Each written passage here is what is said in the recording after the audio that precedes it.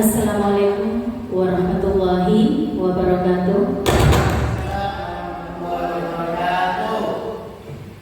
Yang terhormat Ibu Kepala SDN Masangangkulo, yang terhormat Bapak Ibu SDN Masangangkulo dari beberapa kelas yang kami banggakan.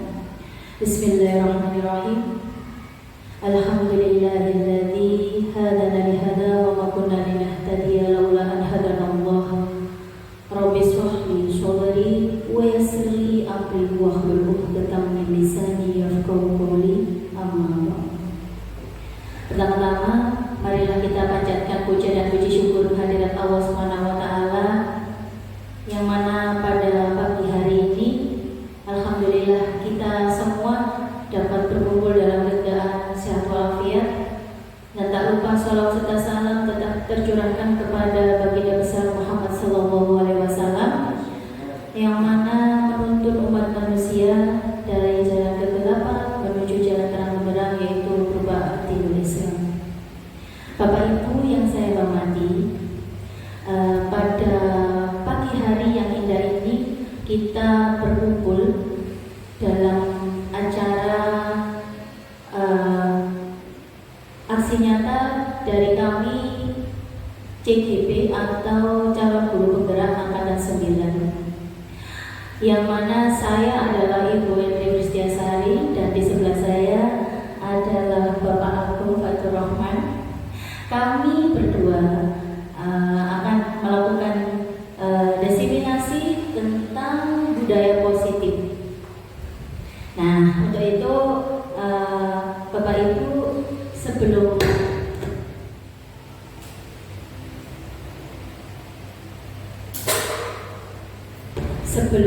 acara kita mulai, Bapak Ibu tidak usah tekan-tekan ya. Kita melakukan ice breaking terlebih dahulu. Nah, ini tadi sudah kita jelaskan untuk kegiatan hari ini, yaitu aksi nyata kita sebagai CGP angkatan 9, yaitu budaya positif. Sebelum kita mulai, silakan berdiri semuanya. Monggo Pak Agung. Ya, ice breaking yang pertama yaitu kalau saya bilang pagi, tepuk 1. Pagi. Siang berarti tepuk 2. Siang. Sore. Sore berapa? 3. Kalau malam? Nah, kalau malam nggak bisa. Malam nggak bisa. Saya ulang lagi. Pagi, siang, sore, malam, malam, pagi, malam, sore, siang, sore, malam. Iya, pintar semua. Tepuk tangan dulu Bapak Ibu Guru ya. Walaupun sudah jam-jam seperti ini, kita masih konsentrasi. Oke, silakan duduk kembali. Nah, Bapak Ibu, di sini saya akan berdiri.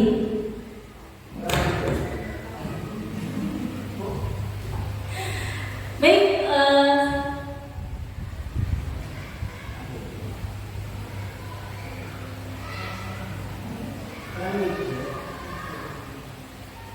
iya, begini. Tujuan pada pagi hari ini atau yang disebut aksi nyata pada kegiatan CGP, kita memberikan beberapa tujuan aksi. Yang pertama, menciptakan siswa yang merdeka dan disiplin diri.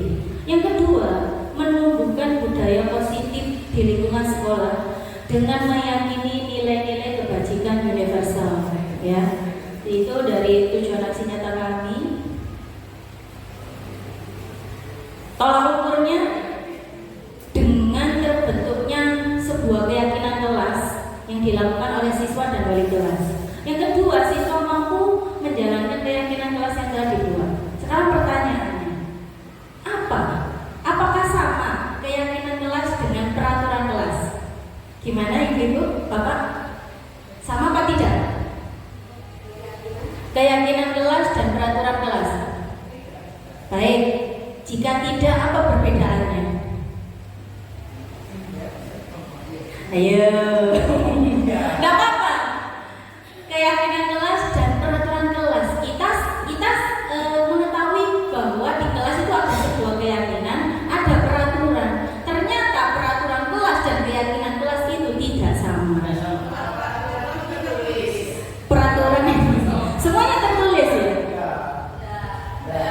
Ya? Kalau menurut saya, kiainya itu sudah ada donasinya anak-anak sebelum dia masuk kelas, dia sudah punya mindset itu bahwa itu ada keyakinannya. Iya. Kalau peraturan kelas itu disepakati saat dia sudah berada dalam kelas itu. Kalau yang apa? Peraturan kelas itu sudah disepakati saat dia berada di dalam kelas. Jadi terbentuknya saat dia sudah masuk ke kelas itu. Oh baik, tepuk tangan untuk Pak Soleh. Nanti ada penjelasannya antara keyakinan dan peraturan kelas.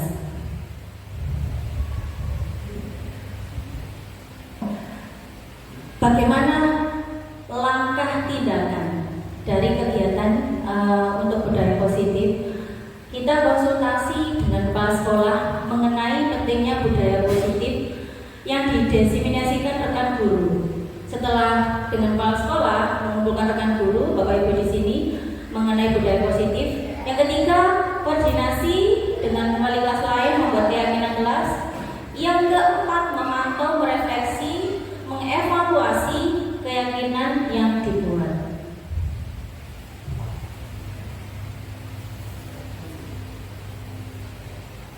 Dukungan yang dibutuhkan.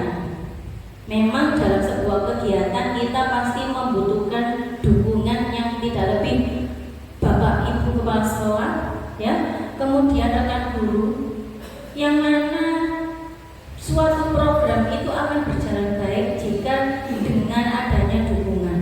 Setelah dukungan kepala sekolah, guru, murid, dan yang kedua adalah sarana dan prasarana. Di sini sangat kita butuhkan dalam semua kegiatan. Yang ketiga, orang tua dalam mendukung kegiatan anak-anak di rumah. Iya. Nah, dalam pagi ini kita mengambil budaya positif ya. Budaya positif itu apa? Sesuai dengan teori Kahadi. Iya, Jatiwantoro atau Kahadi. Yang mana perbandingannya dengan hidup tumbuh-tumbuhan. Di sini ibaratnya itu kita itu sebagai petani yang mana menanam padi itu diibaratkan adalah anak-anak.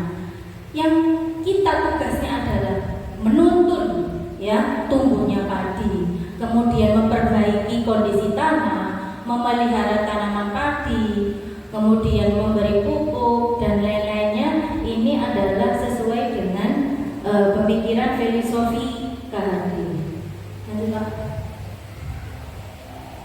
Budaya positif tadi ya. Seorang guru yang baik itu harus mempunyai kemampuan mewujudkan budaya positif di sekolah. Karena apa? Kita sebagai guru itu dicontoh oleh murid-murid kita. Budaya positif tersebut dapat dijalankan dengan menerapkan konsep-konsep seperti disiplin positif, kemudian memahami motivasi perilaku murid kita, ya, kemudian kontrol kita sebagai guru, dan juga membuat keyakinan kelas atau sekolah, dan penerapan segitiga restitusi dalam penyelesaian masalah. Nanti dalam segitiga restitusi akan dijelaskan oleh Pak Agung. Untuk selanjutnya silakan. Iya. Disiplin positif, ya. Cara penerapan disiplin positif mengajarkan yang pertama itu anak itu tanggung jawab. Kenapa? Karena dengan menumbuhkan kesadaran diri itu berdasarkan nilai-nilai kebajikan. Di sini makanya pentingnya melakukan disiplin positif. Yang kedua, lebih ke arah disiplin diri yang dapat mengontrol diri dalam melakukan segala kegiatan. Jadi dengan adanya kegiatan disiplin positif itu juga menimbulkan dapat mengontrol dirinya. Dan yang ketiga, dapat membuat murid itu memahami, menyadari berdasarkan motivasi internal, bukan akibat paksaan, ujian atau hukuman. Jadi ketika suatu pembiasaan yang dilakukan itu karena dari dirinya sendiri, bukan paksaan, bukan hukuman. Makanya dibudidayakan disiplin positif.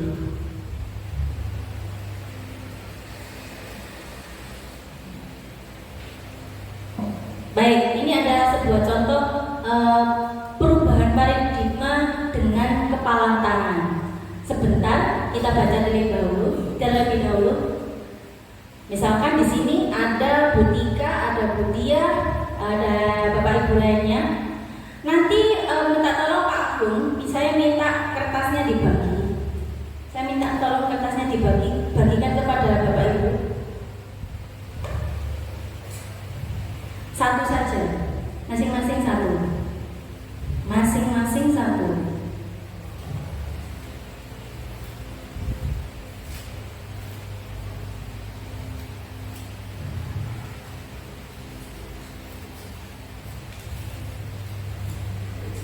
Baik, silahkan Bapak Ibu tulis, ya.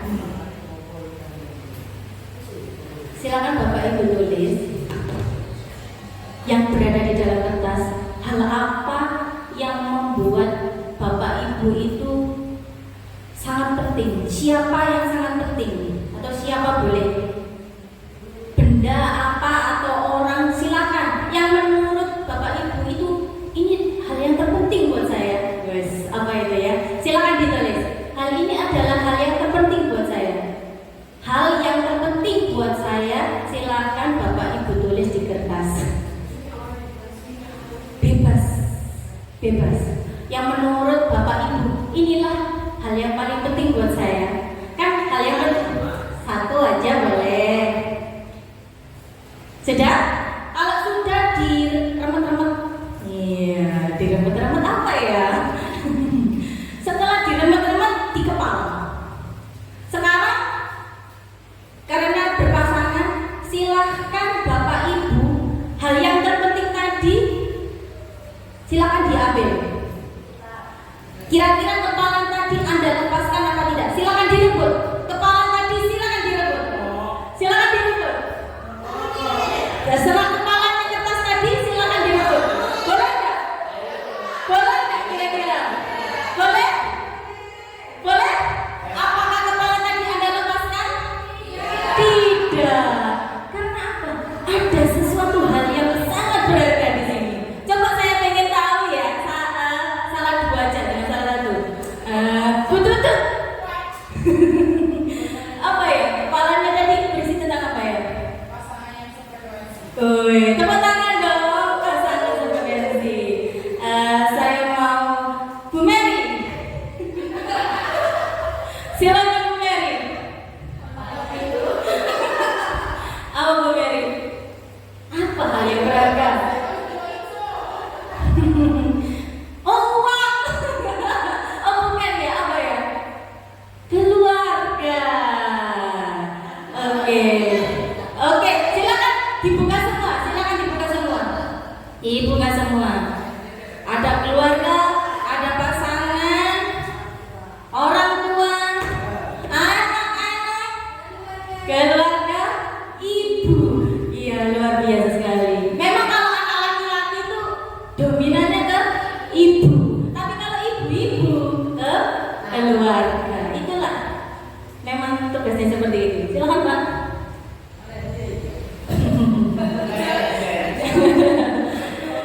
Iya. Seperti halnya tadi ya, tentang keyakinan kelas. Kenapa kok bukan peraturan saja? Nah, di sini seperti kita mengetahui kalau peraturan di jalan itu pakai helm, kemudian kalau peraturan 3M pakai masker, cuci tangan, menjaga jarak, itu peraturan. Nah, mengapa harus datang tepat waktu pada saat mengikuti pelatihan? Nah, itu adalah peraturan. Peraturan itu mengikat. Tapi kalau keyakinan kelas di sini lebih menggerakkan dibandingkan mengikuti serangkaian peraturan-peraturan. Makanya kalau di kelas itu kita buat yang namanya keyakinan kelas. Ya, seperti itu.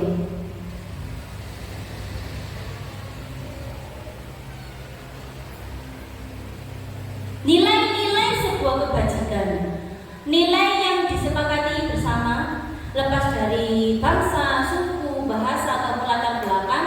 Yang pertama kali yaitu tentang profil pelajar Pancasila ya, seperti kita ketahui. Mari kita nyanyi bersama-sama, Bapak Ibu. Profil pelajar Pancasila.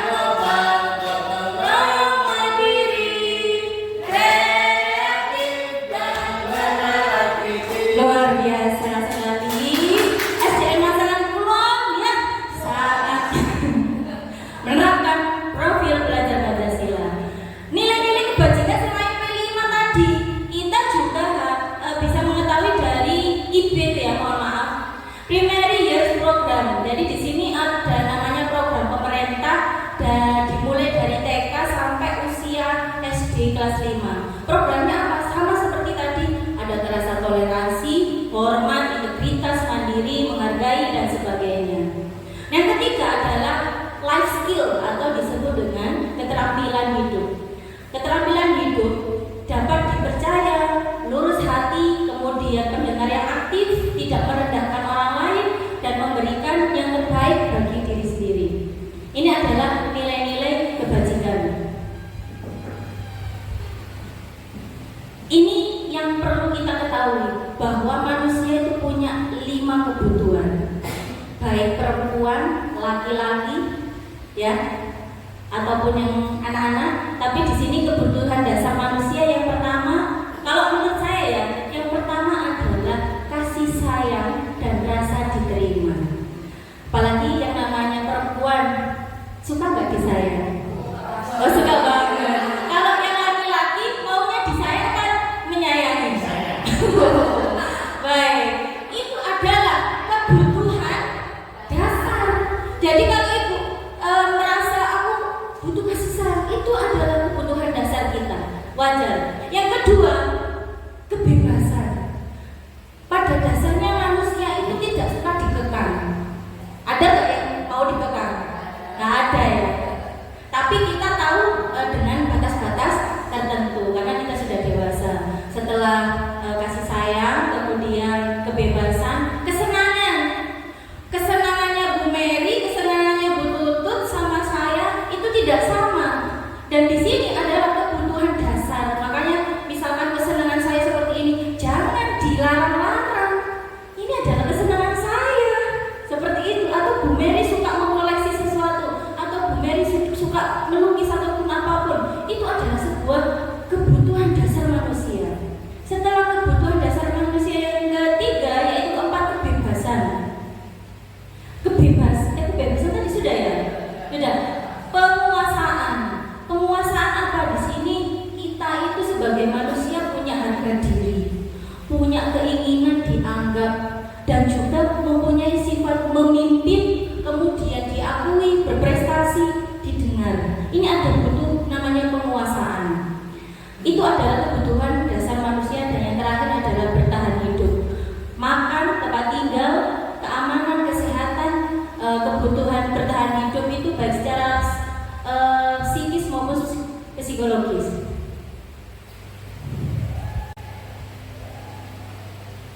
Keyakinan kelas, terutama kita sebagai guru ya, keyakinan kelas baik di kelas ataupun di sekolah, guru berperan mewujudkan terbentuknya keyakinan sekolah atau kelas dengan adanya kesepakatan yang mana berupa pertanyaan yang mudah diingat, dipahami, harus diterapkan dalam lingkungan sekolah. Misalkan dalam keyakinan kelas, Bapak Ibu menjunjung apa? Misalkan disiplin, ya, keyakinan kelas tidak boleh apa? Itu adalah sebuah kesepakatan yang harus diterapkan dalam kelas.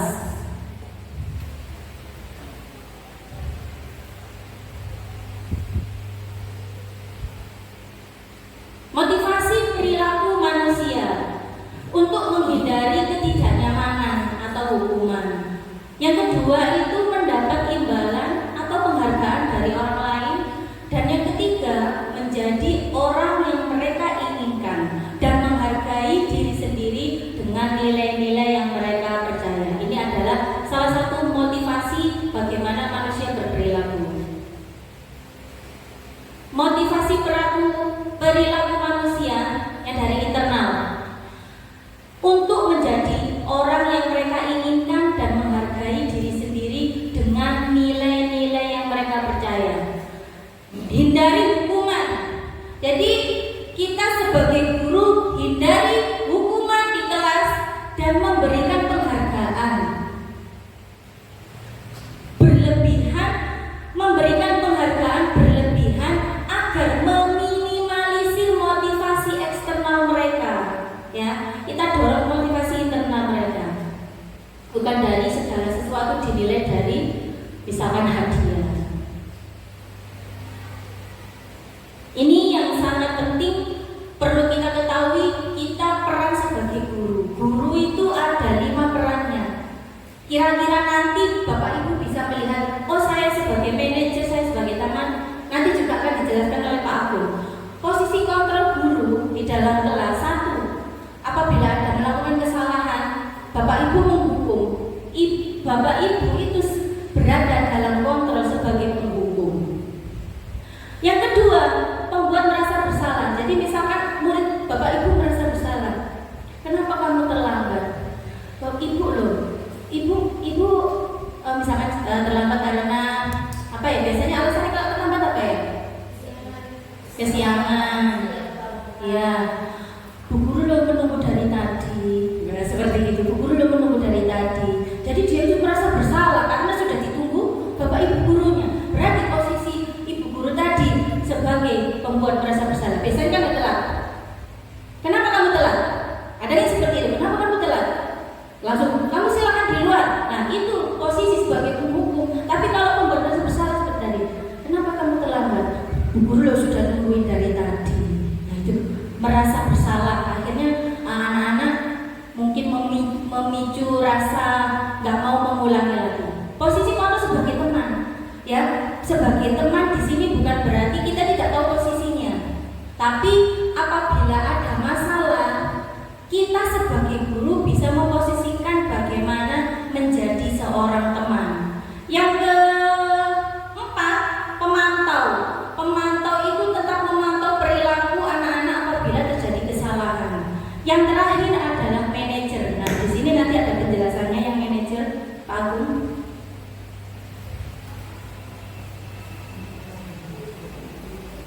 Guru yang berperan sebagai manajer itu menggunakan segitiga restitusi. Di sini ada yang namanya segitiga restitusi ya Bapak Ibu dalam bagaimana sih menjadi guru itu sebagai manajer. Ada 3 tahapan. Yang pertama menstabilkan identitas, kemudian tidak akan salah dan menyayangkan keyakinan.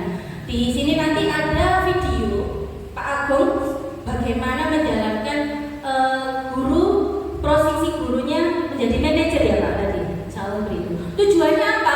Menghasilkan murid yang mandiri dan bertanggung jawab. Kita tidak mengulangi kesalahannya lagi. Jadi kita sebagai guru itu adalah posisinya sebagai manajer. Posisi kontrol seorang guru itu kita bisa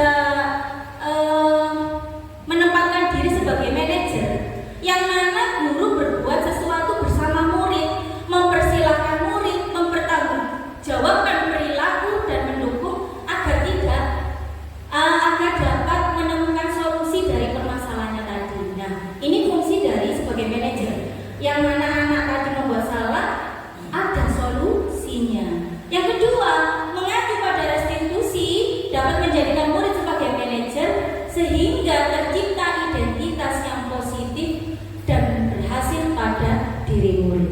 Nanti ini akan diterangkan oleh Pak Agung. Akan selanjutnya saya persilakan Pak Agung beri tepuk tangan yang meriah untuk Bapak Agung.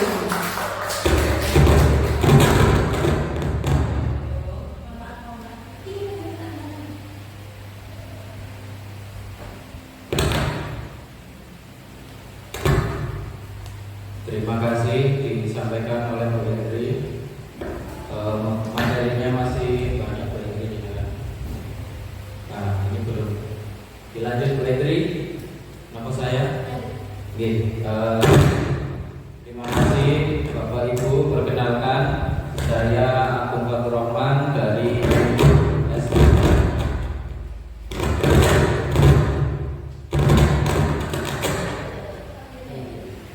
Cek. Oke, mohon maaf. Saya ulangi lagi. Saya Agung Fatur Rahman dari SDN Masyarakat Kulon. Saya mengajar guru PJOK. Saya lanjutkan yang dijelaskan Bu Hendri tentang budaya positif yang ada di sekolah kita. Di sini ada perubahan paradigma atau stimulus respon dengan teori kontrol. Stimulus respon yang pertama, kita mencoba mengubah orang agar berpandangan sama dengan kita. Itu stimulus respon. Seharusnya teori kontrolnya kita berusaha memahami pandangan orang lain tentang dunia. Yang kedua, perilaku buruk dilihat sebagai suatu kesalahan.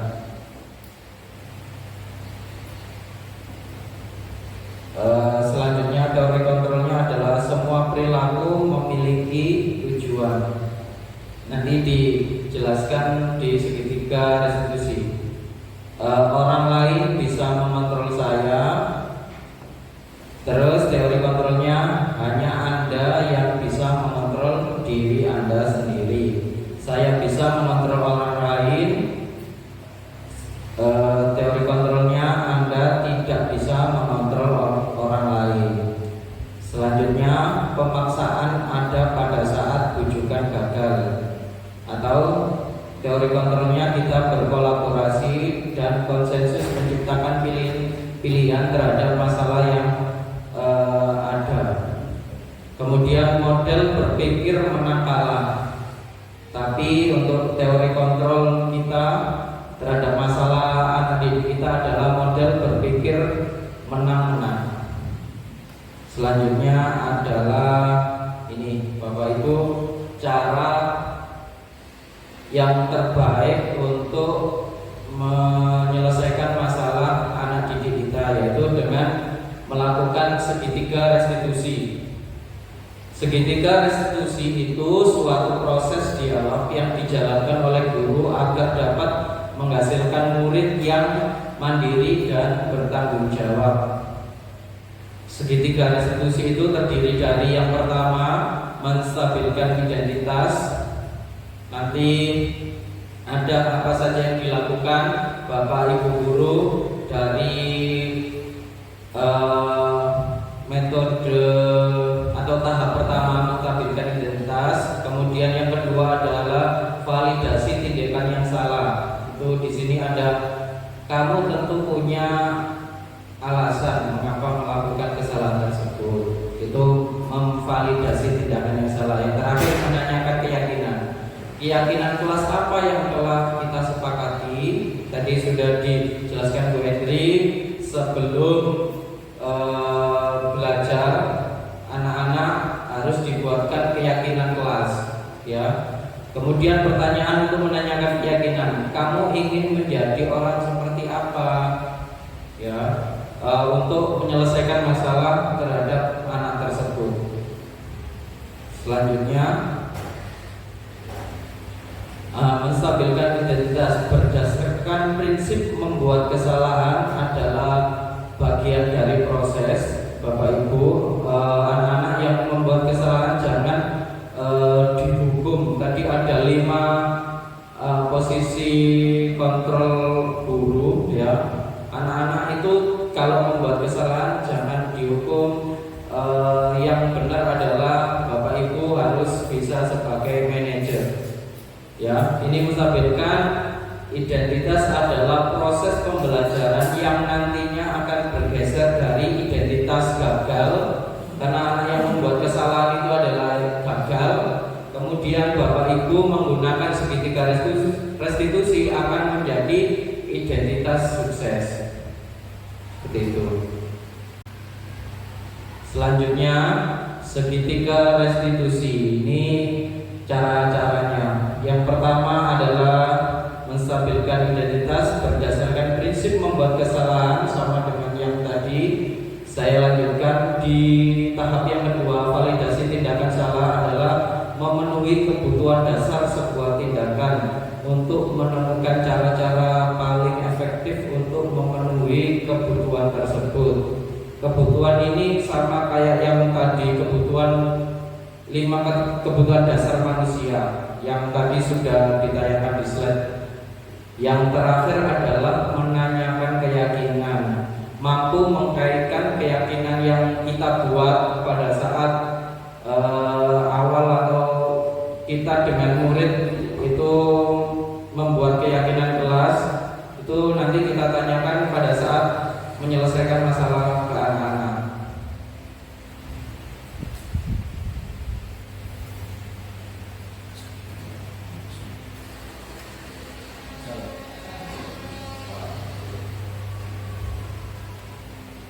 Oke, terima kasih Pak Soleh. Yang pertama ini kata-kata dalam menstabilkan identitas, untuk membuat murid merasa gagal karena perbuatan salah menjadi positif baginya. Ini jangan membuat kesalahan anak itu menjadi, oh kamu salah, kamu harus dihukum lari 10 kali push up, seperti itu tidak boleh. Kita tanyakan ya kepada anak-anak seperti ini.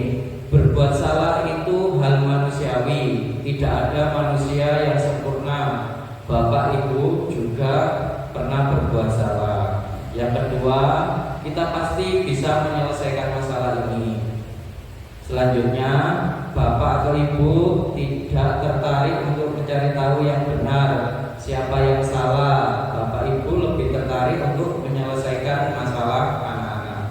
Selanjutnya, kalau kamu menyalahkan dirimu sendiri terus-menerus, apakah kamu bersikap baik pada dirimu sendiri? Seperti itu. Makanya anak-anak Bapak Ibu, anak-anak kita harus diajak untuk menyelesaikan masalahnya sendiri. Ya, bagaimana kita menuntun anak itu bisa membuat kesalahan menjadi tempat belajar. Selanjutnya adalah validasi tindakan yang salah. Kata-kata guru ya yang akan disampaikan ke anak, kamu bisa saja kan melakukan hal yang lebih buruk, tetapi kamu tidak melakukannya. Kemudian kamu pasti punya alasan mengapa melakukannya. Apa yang penting bagi kamu? Terus kamu boleh tetap berusaha menjaga sikap itu, tapi tambahkan sikap lain yang baru.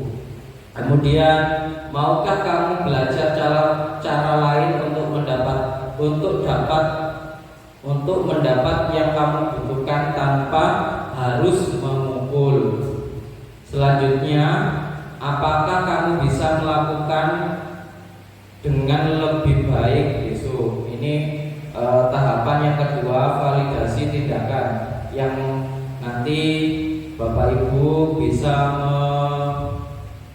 menanyakan kepada anak-anak, oh tindakanmu salah, apakah yang akan kamu lakukan dari tindakanmu yang salah? Seperti itu Bapak Ibu. Selanjutnya adalah menanyakan keyakinan. Nah, di sini tadi sudah dijelaskan sama Bu Indri, keyakinan kelas itu sudah ada di dinding-dinding kelas yang sudah disepakati dari awal, apa saja kedisiplinan, sopan santun, gotong royong. Nanti kita tanyakan keyakinannya kepada anak-anak. Contohnya seperti ini. Apa nilai yang kita percaya di kelas atau di sekolah kita? Kalau anak-anak sudah tahu keyakinan kelas apa yang dilanggar, nanti anak-anak berpikir, oh iya saya melanggar, tapi saya tidak dihukum kalau saya bisa menyelesaikan masalah itu. Terus nilai-nilai kebijakan atau keyakinan apa yang kita sepakati? Kelas yang ideal itu seperti apa sih? Selanjutnya, kamu ingin jadi anak seperti apa? Apa yang kamu rasakan ketika kamu melakukan itu? Kamu menjadi orang yang seperti apa? Yaitu cara manajer dengan menggunakan segitiga restitusi untuk menyelesaikan masalah yang sudah diperbuat oleh anak didik kita.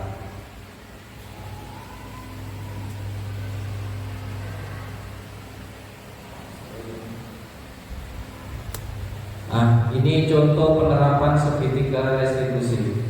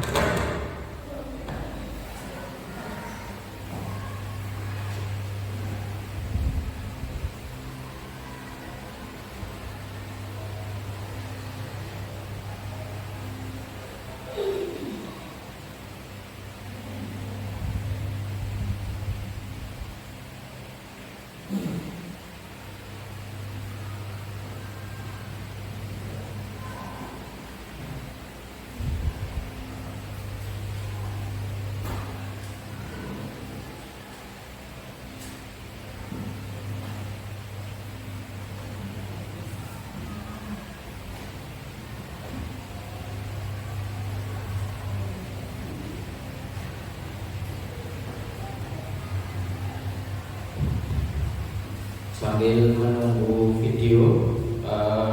Ini saya lakukan kepada siswa kelas 6 pada saat pembelajaran. Satu siswa yang sering menyentuh anak itu tidak terima dicontoh, akhirnya marah-marah kemudian menggebrak meja. Akhirnya saya panggil, kemudian saya menyelesaikan permasalahan anak itu dengan seketika resolusi. Nah, dari kegiatan refleksi ada 3 soal. Hal baru apa sih yang mengubah paradigma saya? Ada 3 soal. Soal yang pertama, Bapak Ibu bisa mengisi terlebih dahulu. Hal baru apa yang mengubah paradigma saya dalam dunia pendidikan atau pembelajaran di kelas?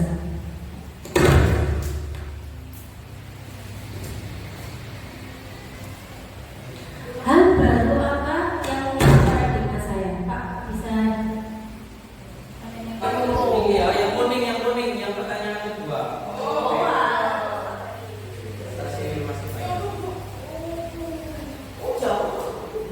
Bu, mari keluar.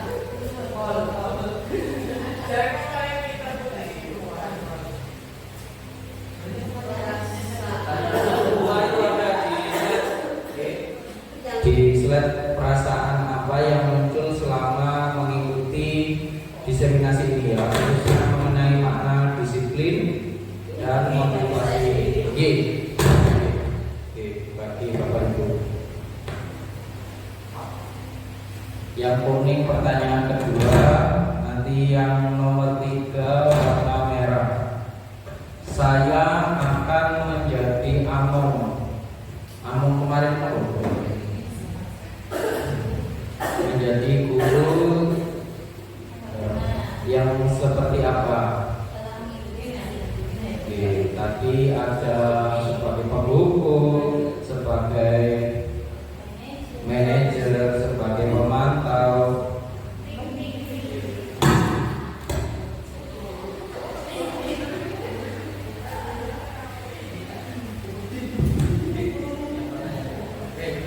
Baik, itu tadi kita merefleksi dari sebuah kegiatan. Hal baru apa yang mengubah paradigma saya? Kita mengetahui dalam dunia pendidikan ini ya harus ada terjadi perubahan. Perubahannya bagaimana? Perubahan positif dan lebih baik lagi. Yang kedua, perasaan apa yang muncul setelah mengikuti sesi ini, khususnya mengenai makna disiplin dan motivasi intrinsik. Dan yang ketiga, saya akan menjadi amo yang seperti apa setelah mengikuti ini. Baik, yang sudah silakan Bu Mary, monggo. Ya, monggo dulu di sini. Ya, satu-satu dulu.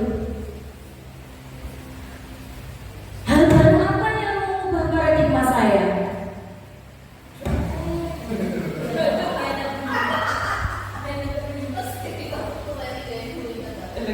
Lebih tanggap terhadap keluhan siswa dan lebih menyayangi mereka. Baik. Yang kedua, perasaan apa yang muncul selama mengikuti sesi ini, khususnya mengenai disiplin dan motivasi intrinsik? Jadi banyak tahu. Jadi banyak tahu dan TP. Yang ketiga, saya akan menjadi amo yang seperti apa? Among yang disayangi dan tidak memihak. Baik, tepuk tangan yang untuk Ibu Mary. Bu Mary, monggo sesuai dengan soalnya masanya. Silakan Pak Soleh.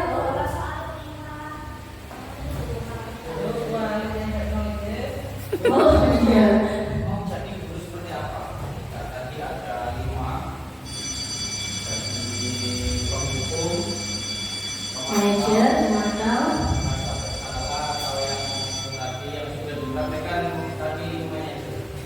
Hal baru apa yang mengubah paradigma saya? Silakan Bapak Soleh.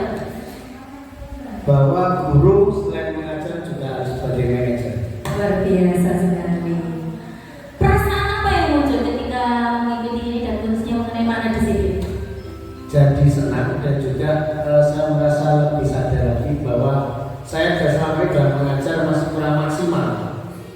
Baik, luar biasa sekali. Saya akan menjadi among yang seperti apa setelah mengikuti? Jadi teman sekaligus orang tua bagi mereka. Tepuk tangan untuk Pak Soleh. Silakan Pak Soleh. Lanjut, Bu Dwi. Monggo.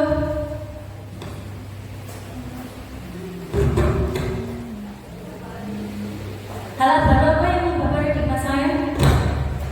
Dengan adanya ini, saya berarti tidak boleh mendukung, tidak boleh membuat siswa merasa bersalah lagi. Yang kedua, perasaan apa yang muncul selama mengikuti sesi ini dan mengenai mana disiplin? Saya semakin antusias dan untuk menambah pengetahuan lebih lanjut lagi. Benar, dan saya akan menjadi among seperti apa? Seperti manajer yang memberikan solusi kepada siswa yang bermasalah. Luar biasa, guru-guru hebat SDM masanya gula.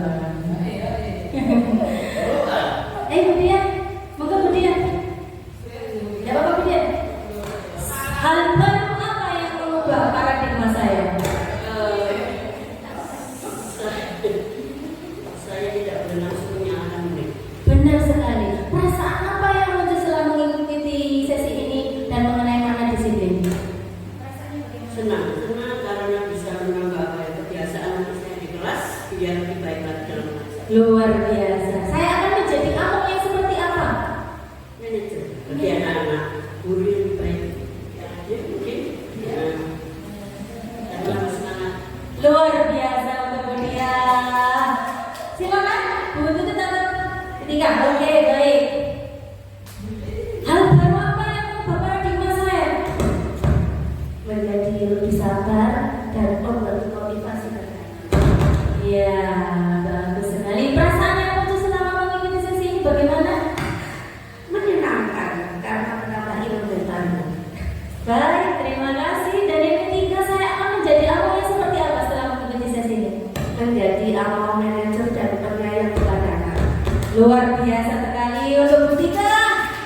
Nah, manajer yang terakhir Bu Tutut, silakan. Bagi hal baru apa yang mengubah paradigma saya? Mengubah mindset saya yang dulunya menghukum sekarang menjadi manajer. Iya, benar sekali. Perasaan apa yang muncul selama mengikuti sesi ini khususnya mengenai makna disiplin? Sangat menyenangkan karena mungkin sebelumnya belum pernah mengetahui hal yang seperti ini. Dan yang terakhir, saya akan menjadi among seperti apa? Menjadi manajer untuk anak-anak dan menjadi motivator yang baik untuk anak.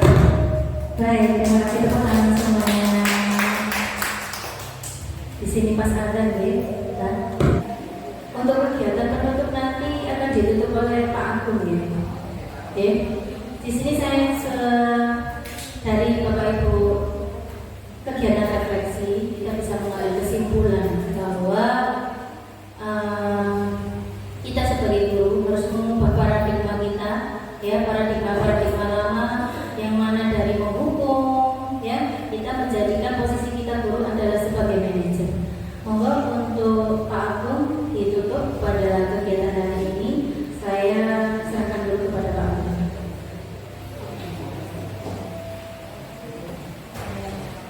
Terima kasih Bu Hendri. Untuk kesempatan ini tadi belum saya sampaikan. Slide yang terakhir adalah dalam penerapan program disiplin positif hendaknya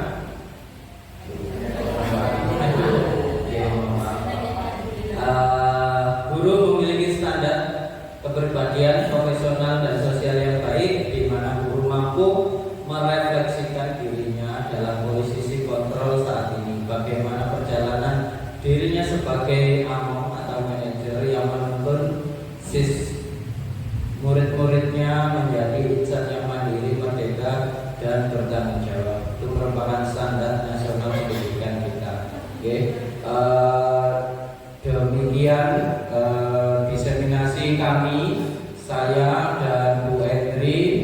Apabila ada ucapan atau kata-kata yang kurang berkenan kepada Bapak Ibu, saya mohon maaf yang sebesar-besarnya. Sebelum mengakhiri diseminasi ini, marilah kita berdoa dengan membaca Al-Fatihah. Semoga apa yang hari ini kita sampaikan pada diseminasi dapat bermanfaat bagi anak didik kita, juga baik untuk sekolah kita. Untuk mengakhiri sesi diseminasi ini, marilah kita berdoa. Berdoa mulai.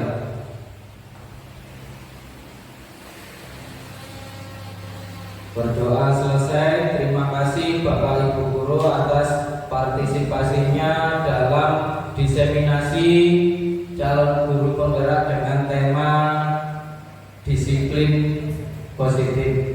Saya Abu Bakar Rahman, saya akhiri bersama Bu Hendri. Terima kasih banyak. Assalamualaikum